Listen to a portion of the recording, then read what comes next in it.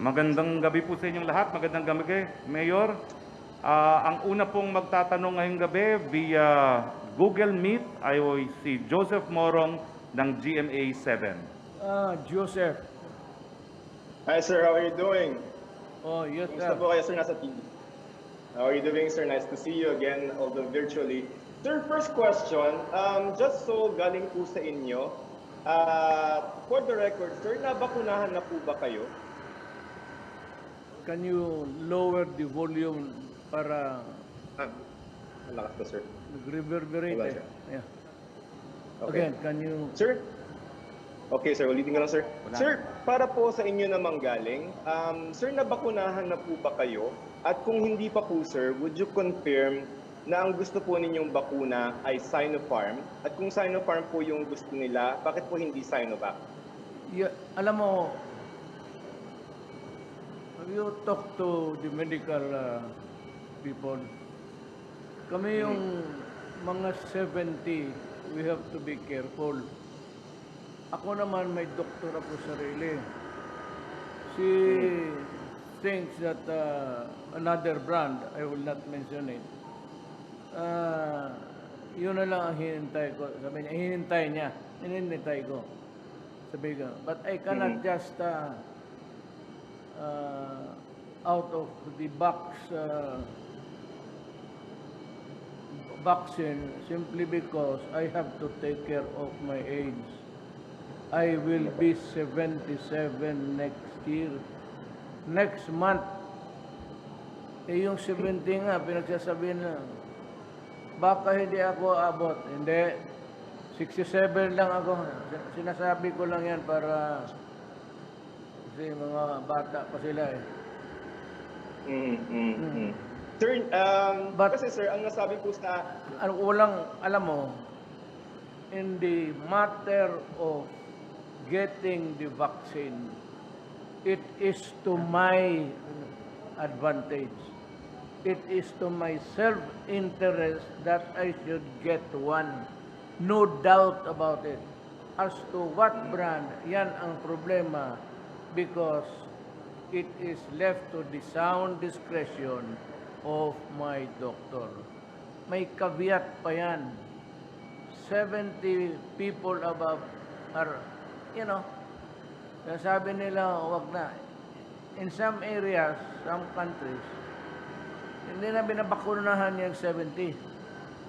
It's either because they are nearing death or about to die, or it would be useless to give them the vaccine because anyway, they won't live long. I really do not know the rationale or rationale of the whole thing. Sir, just one last question. Sir, I'd like you to address po yung mga healthcare workers natin because po, kung yung survey po ng PGH ang pagbabasehan natin, 8% lang po ng mga empleyado sa PGH ang gusto pong magpabakuna noong Sinovac. Tapos po yung kung mga Pilipino ang titingnan sir, survey says 13% lang po yung may gusto ng Chinese vaccine. So address sir yung parang distrust ng mga Pilipino sa Chinese vaccines, and would you be willing to be vaccinated in public to shore up yung public confidence sa pagbabakuna? And just one last point, sir, si Vice President Lenny saying that you should be the first to be vaccinated to shore up the public confidence in the vaccine. So yung survey, sir, na mababa yung may gusto ng Chinese, and then yung kung kay Vice President. Thank you, sir. Siya man yung apurado, siya ang mauna. Ako, I cannot just decide. She's young. I am not. I have to defer to my doctor.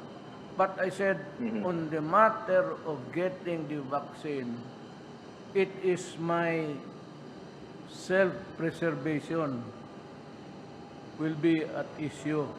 Kailangan ko magpabakuna. Ano bang problema nila sa bakuna na talaga magpabakuna man ako? If I do not want to die and get COVID, I should get one. I go around a lot. I meet so many people on any given trip outside. Bakit dadramahin pa yan? Sino mauna? Sino? Ako magpabakuna. Ang problema, ang doktor ko may hinihintay. Now, on the issue of itong mga health workers, merong dadating. They have a choice. It's either Seneca or No po. AstraZeneca, sir? AstraZeneca, sir. AstraZeneca, yan. AstraZeneca or the Sinovac. Kung ayaw nila ng Sinovac, maghintay sila in a few days. There has been quite a... basta I was assured that it would be coming within the next few days. Yun ang gusto nila, they have a choice. That's about another, I don't know how many. 500,000, sir? Ewan ko, basta siguro dyan. I cannot really tell you the exact number. Basta ito, galing ito sa World Health Organization, yung Sinovac. Ito yung inaporsyon ng WHO among the countries that cannot afford to buy it immediately. Kasi agawan. Now, kung magsabi kayo, bakit ngayon lang, mabutit na nga't nag-donate nagmagandang loob ng China. This, what you see now, are donated vaccines. Tayo may pera. Kasi naghiram tayo sa World Bank, pati sa DBP. Sabi naman dalawang ahensya, okay, pahiramin kayo. Walang problema. Problem is, agawan ngayon ng bakuna. Until there is a residual supply, we'll just have to wait yung magbili tayo. Sige, reklamo. Sinabi ko na ang rason, walang supply. Ginusto ko man magnakaw, ginusto ko man magbili, wala eh. Kaya itong unang dumating, AstraZeneca would be coming. Now, for those who do not want to be vaccinated, okay lang sa akin. Wala akong problema. Ayaw ninyo magpabakuna, okay. That's your choice. Okay. Maraming salamat. Okay, sir. Thank you for your time. Yes, sir. Kagaya ng ganito. Thank you very much for your time, sir. Yeah. Go ahead. Susunod pong magtatanong, Mr. President. Kailangan ka mag-mask. I cannot. I simply cannot. Para akong inutil na magsalita na ano. I have to remove it. I'm asking for an exemption? No. But if you want me to do my duty, to talk to the public, to answer the questions from the press, talagang tinatanggal ko kasi I just feel bothered by all of these things hanging in front of me. Okay, sir. Thank you for your time, sir. Nice meeting you again, sir. Ang susunod pong magtatanong ay si Ms. Pia Gutierrez ng ABS-CBN.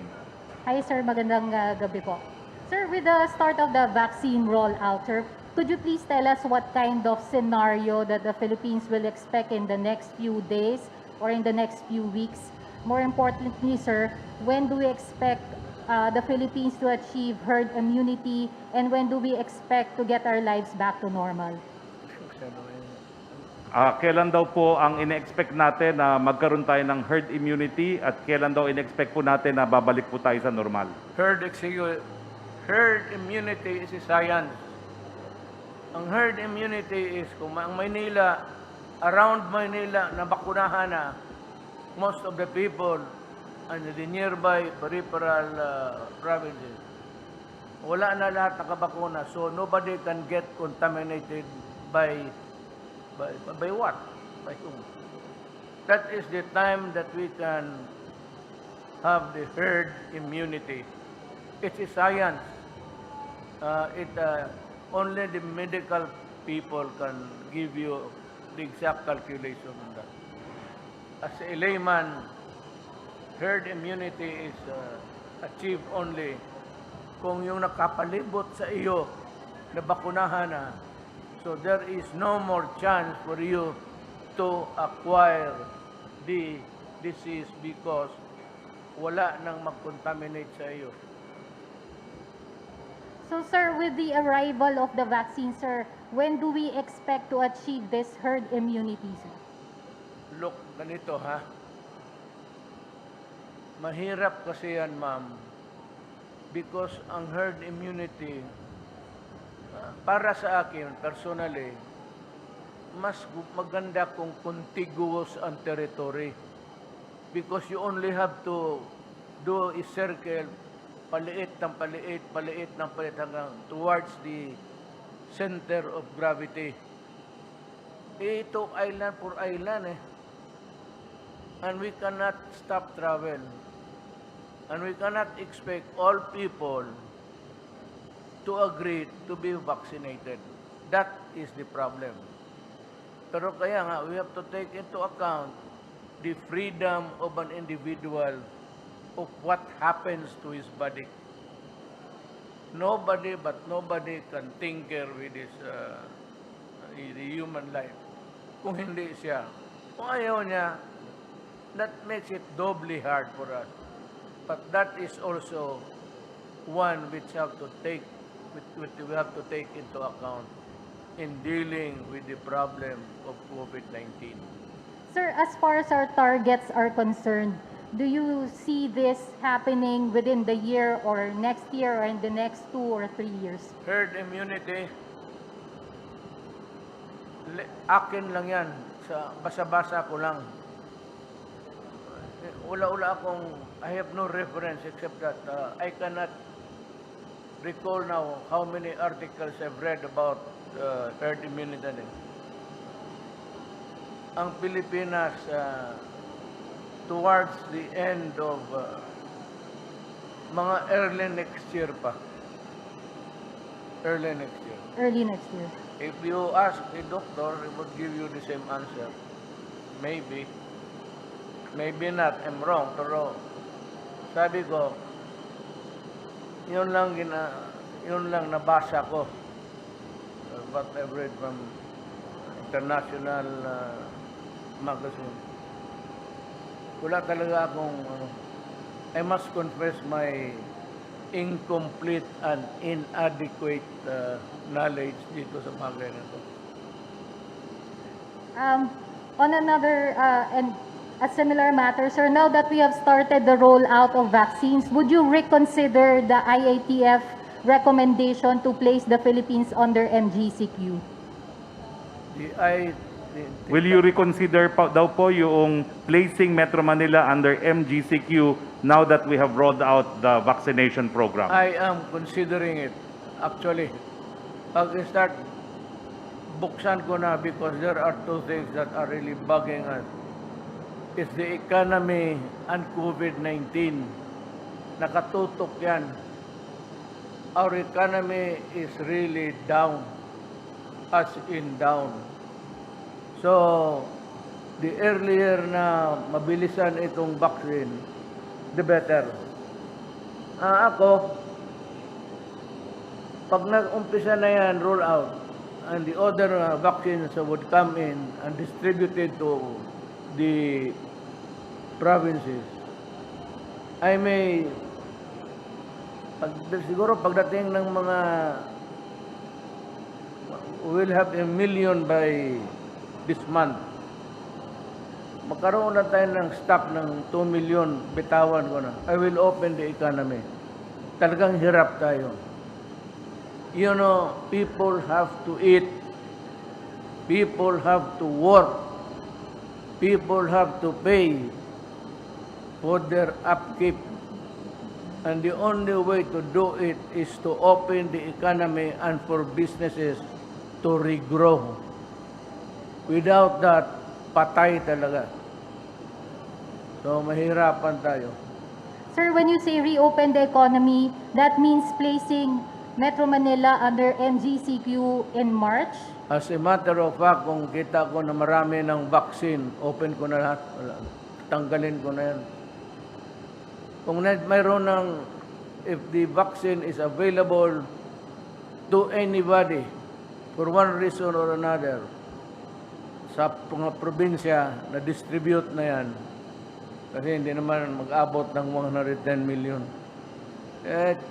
Sa estimate nila, it's about 40 million.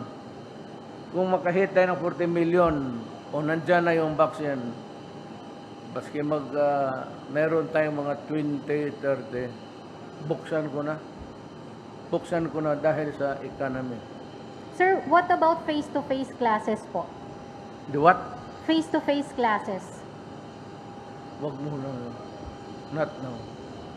It would be, I cannot make that decision. It will place the children in jeopardy. Alam mo, iba na yung decision, iba na yung maraming mamatay. I am not ready to lose the lives of our young people, our children. Diba? Thank you, sir. Tingnan mo, as they come, pag tingnan ko nakabakuna araw-araw, what's the use? Yung mga ayaw, yung gusto pa ng ibang klaseng, there's the AstraZeneca. If you do not have faith in the Chinese, ako mismo, I guarantee to you, basa, yung 50%, nobody can really tell you how effective it is or the efficacy is at that number. It would depend on your body. If you are a healthy person with no underlying causes of diseases, talagang kailangan mo ng mas marami. Mahina ang katawan mo. Pero pag bigay mo yan kagaya sa inyo, yung mga babae, na kayo nakatindig dyan, wala, that's 100, almost 90. Walang makasabi niyang there's no scientific data of comparison there. Wala pa. The fact that Malaysia, Indonesia, Brazil, Africa, UAE, I think, okay, the outcome has been quite successful. Sa China, wala na. Ginamit nila Sinovac, Sinopharm. Okay na sila. As a matter of fact, President Xi Jinping announced, basa ko lang, that China has overcome poverty. Wala nang pobre sa China ngayon. Okay, ang susunod po magtatanong ay si Ms. Tricia Terada ng CNN Philippines. Hi, good evening, Mr. President. Good to see you po. Sir, first question, how do you intend to address Filipinos who are still apprehensive to get vaccinated, more so with Chinese brands, for example, Sinovac? Guarantee. I am giving the guarantee that it is effective. That efficacy is good. Ngayon, yung ayaw magpabakuna, wala akong magawa para sa inyo. Or you might want, at least you know, in your lifetime, may kilala kang doktor.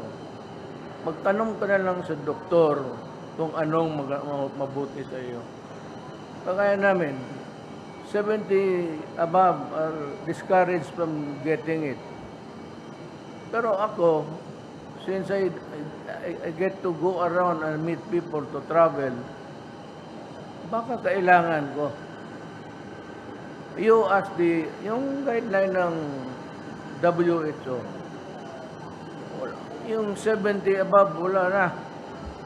Patay na yan. Ako mag 32 na next month. Sir, experts are saying na mas mahihikayat po yung publiko na magpabakuna when they see leaders or influencers getting vaccinated. Sino po yung mga inatasan niyo, sir, na maunang magpabakuna, especially with the arrival of Sinovac? May naatasan po ba kayong mga cabinet members or officials in your government? My doctor has in mind, it's a Chinese brand still, pero hindi ito. Siya nakaalam ng konstitusyon ng katawan ko. Yes. Pero sir, may officials po ba kayo or cabinet members na aatasan na manguna po sa pagpapabakuna to represent the government? Magsabay-sabay kami pagdating. Yung hinihintay lang natin yung ano. Manila. Okay. Sir, ito... Ako naghingi ako. Personal. Wala silang stock na ano. Naghingi ako para sa pamilya ko, pati sa akin. Pati yung, I don't know if we would have enough vaccines for everybody.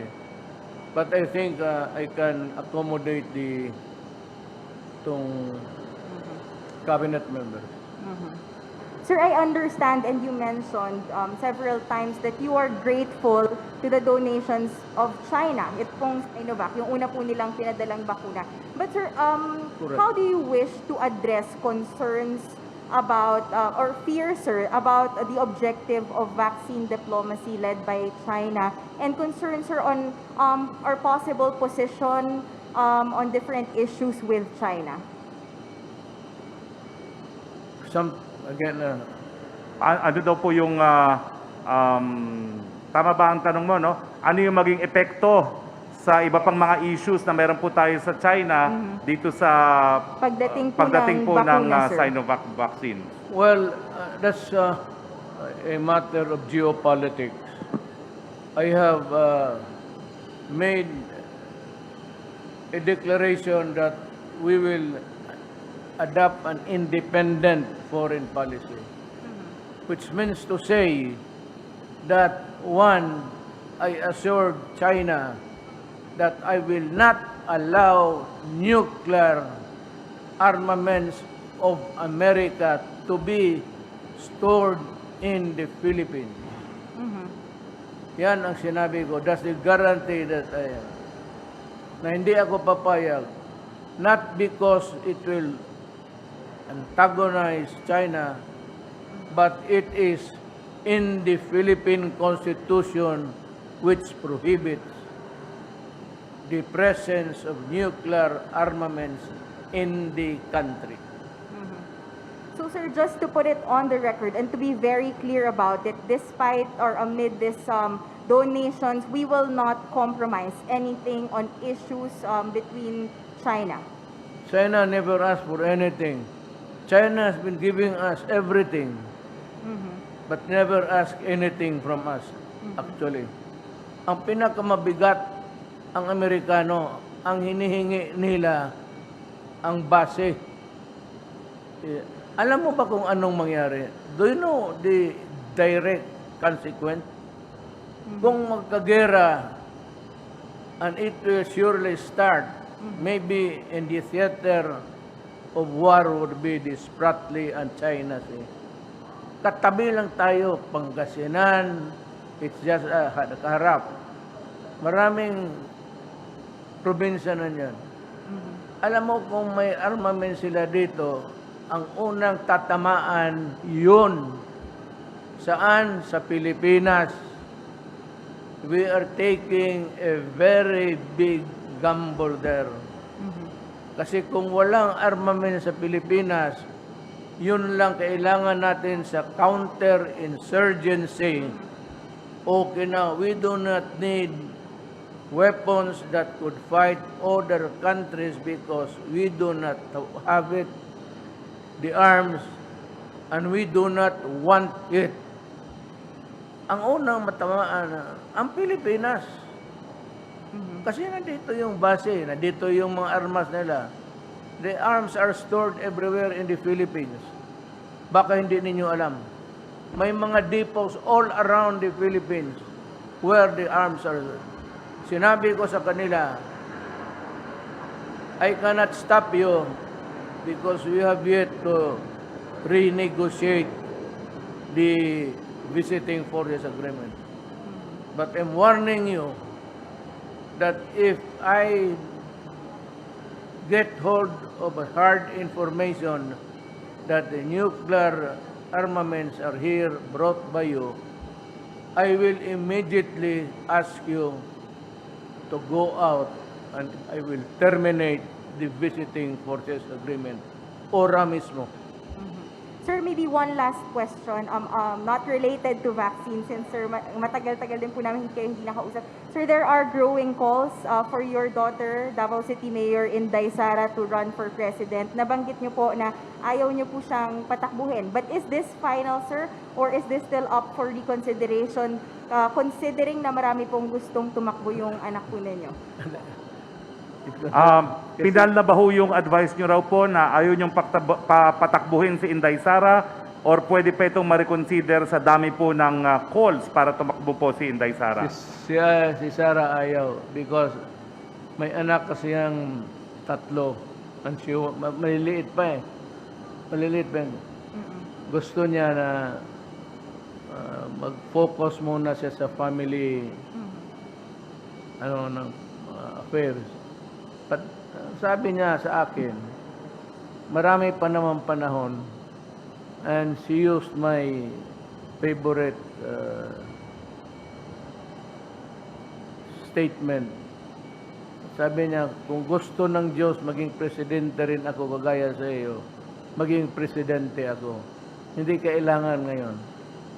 She wants me, but if she does not want, if God does not want me to be president, I will not have that chance in no more. Ganon rin. Alam mo, the presidency is a gift from God. Wala kang ano dyan. Ayaw niya ngayon.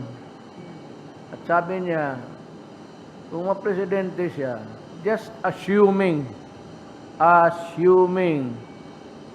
after 6 years, bata pa siya, anong gawin niya? As an ex-president, hindi siya makatrabaho, hindi siya maka-appear ng korte, presidente ka na. At sabi ko, mabuti sana kung maganda yung sweldo, makapag-ipon ka. Pero wala ka naman ng ambisyon, diyan ka lang, trabaho, wala kang nothing to Thank you, sir. absolutely. Salamat po, sir. Ang susunod po magtatanong si Mela Lesmoras ng PTV4.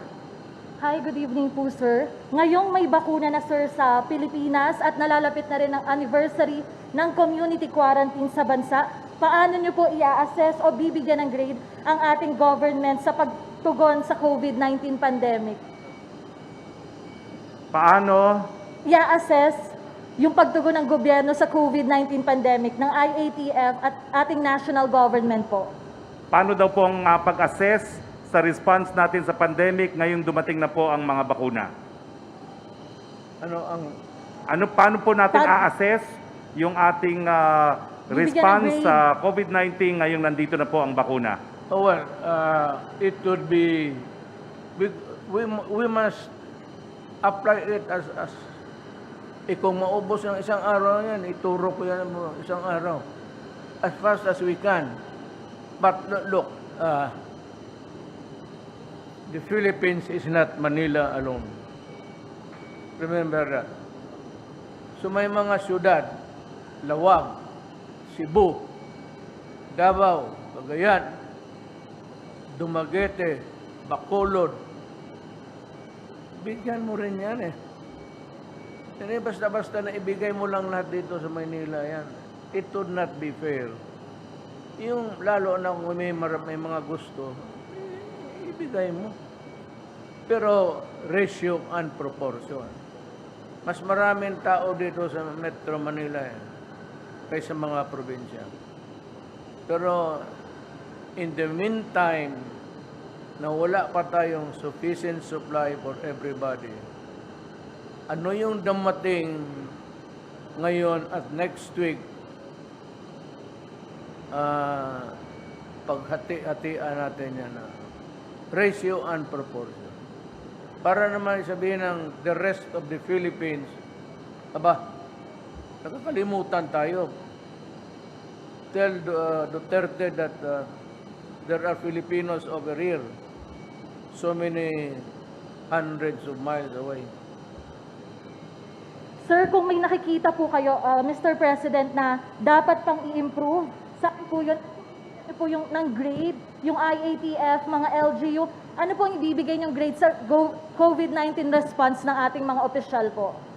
It's either my ear is failing me, which actually is mahina andito ko kasi na I have a fractured at the back. It's nagpuputo dito. Wala na ako dito. So I have to, ito yung ear.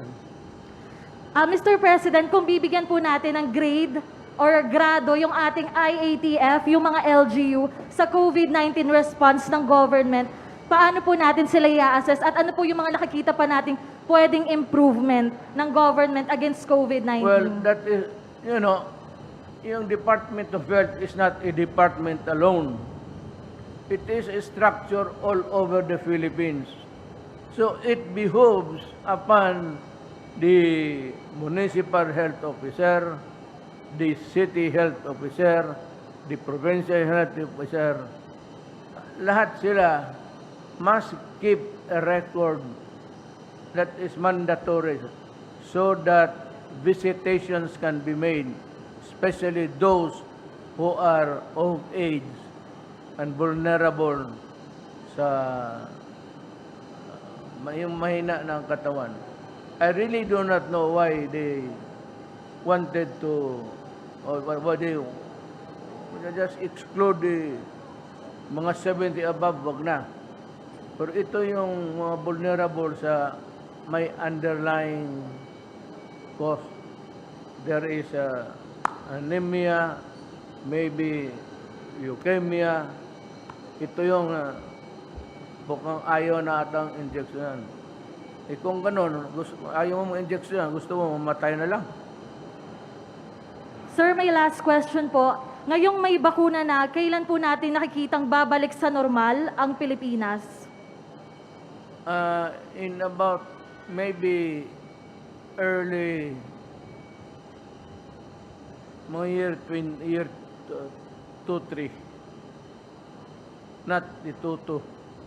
Ito ngayon hanggang katapusan ng buwan, paspasan tayo. Early the first, maybe first or second quarter of year 2023. Baka. Thank you po, Mr. President. Tulong ng Diyos. Okay, ang huling magtatanong po ay isang reporter ng Chinese TV, CCTV, si Miss Wang Zhengzheng or si Yellow. Magandang gabi, President. Nice to see you again. My first question is, today the arrival of first batch of Chinese vaccine shows the Chinese government fulfilled its commitment. So what's your comment on this? Do you think that this vaccine can help the Philippines to recovery of the economy and bring our Filipino people's life back to normal? Yes. The vaccine that China donated would greatly help in the recovery of the economy. And it starts now, not really now, but maybe tomorrow, once we begin the rollout. And slowly, those persons who got the vaccines can go to work again and businesses will open.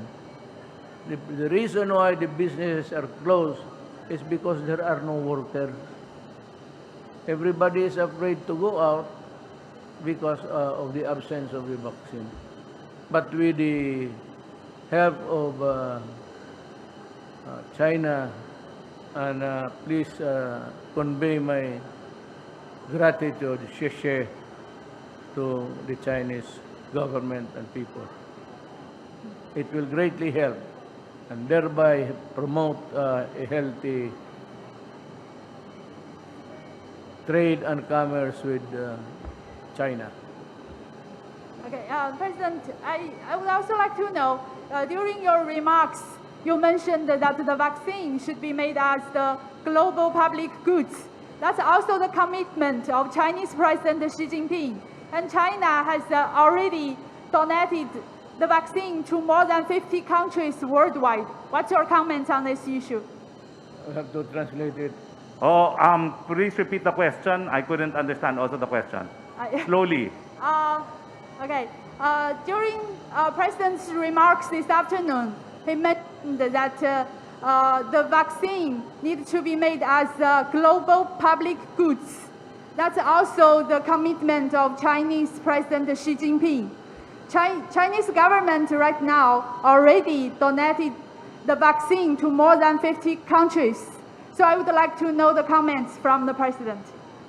Comments daw po ninyo dun sa sinabi ni President Xi na gusto niyang ibigay sa maraming mga lokal na mga iba pang mga bansa itong bakuna na galing sa China. Komento lang po dun sa sinasabi nilang they want to distribute the vaccine to as many other countries. China has a good spirit. The people are kind, and the government is very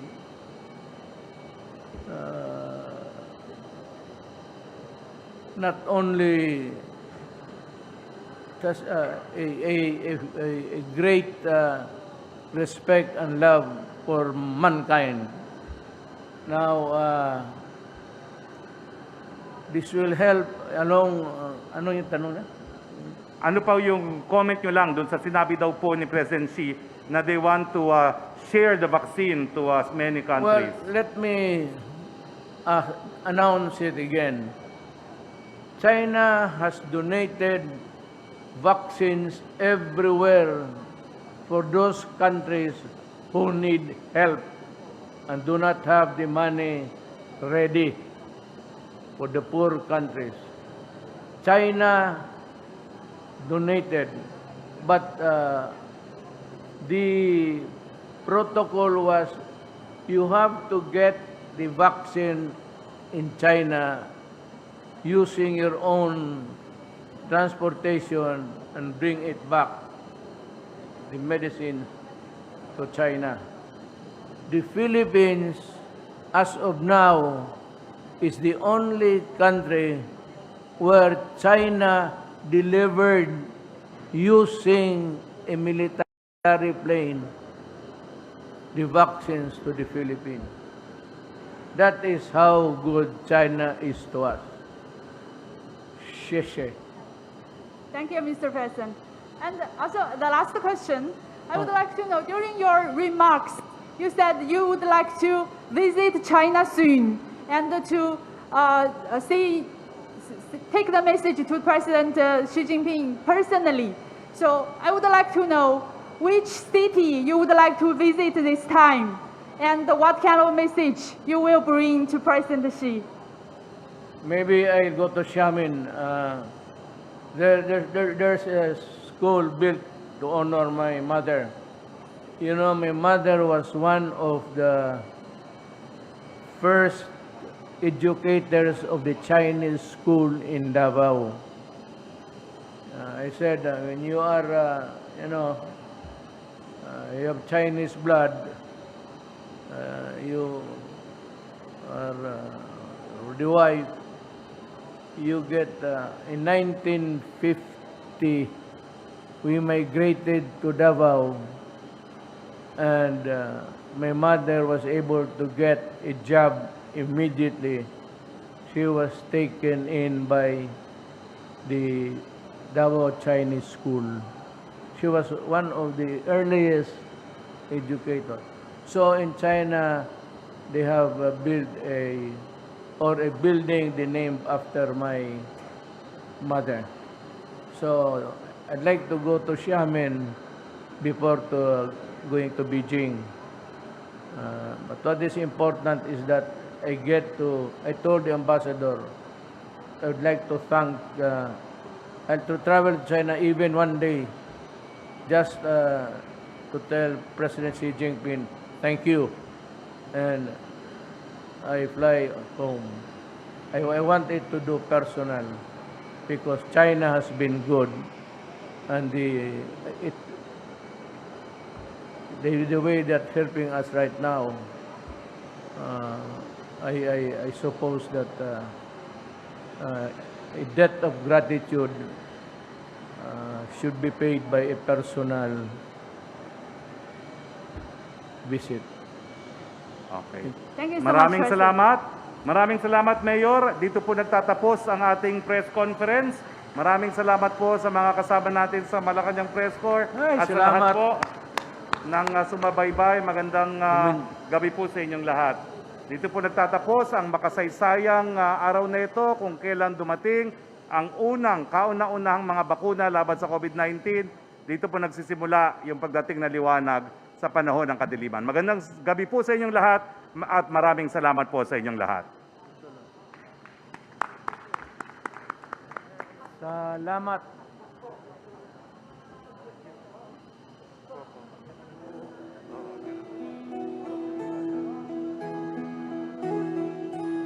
Madilim na kahapon,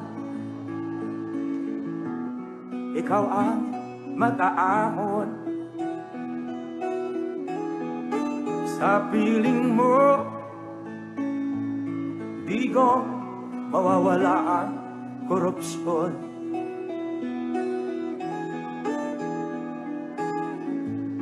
Tayo na, Pilipinas, tayo na magbago. Hawak kamay tayo para sa pag-asenso. Ikaw at ako, tayong lahat kay Rodrigo Duterte, para sa tunay na pagbabago.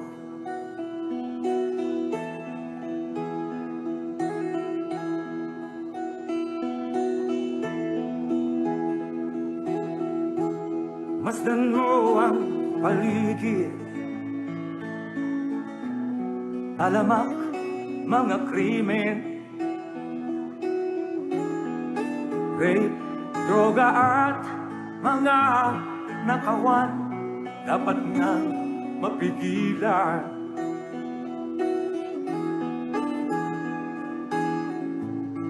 Tayo na, Pilipinas, tayo na magbago. Hawak kamay tayo para sa pag-asenso. Ikaw at ako, tayong lahat kay Rodrigo Duterte, para sa tunay na pagbabago. Why am I here? I am here because I love my country and I love the people of the Philippines. Ikaw at ako, tayong lahat kay Rodrigo Duterte, para sa tunay na pagbabago.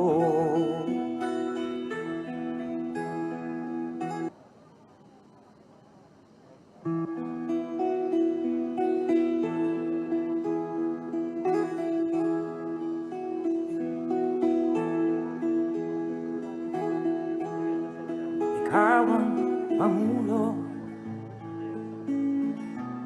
para sa pagbabago. Sawa na ang bayan ko sa magnanakaw na tao.